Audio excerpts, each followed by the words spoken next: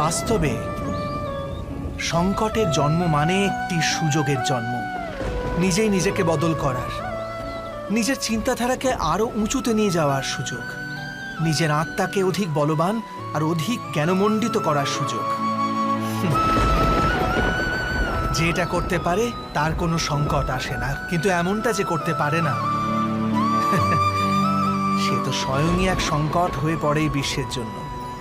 বিবেচনা করুন।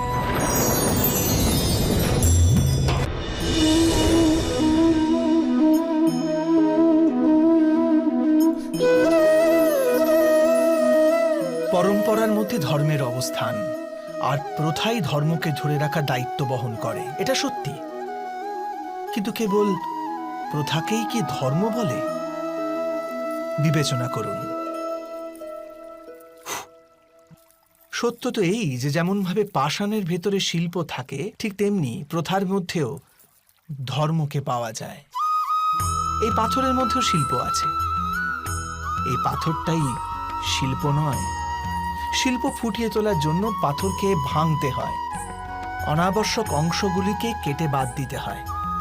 ঠিক সেইভাবেই প্রথার মধ্যে ধর্মকে খুঁজে বার করতে হয়। যেমনভাবে ইন্দ্র পূজার প্রথা ত্যাগ করে গোবর্ধন পূজার ধর্ম আরম্ভ না যদি হতো, যাদবেরাও তাদের মুক্তির পথ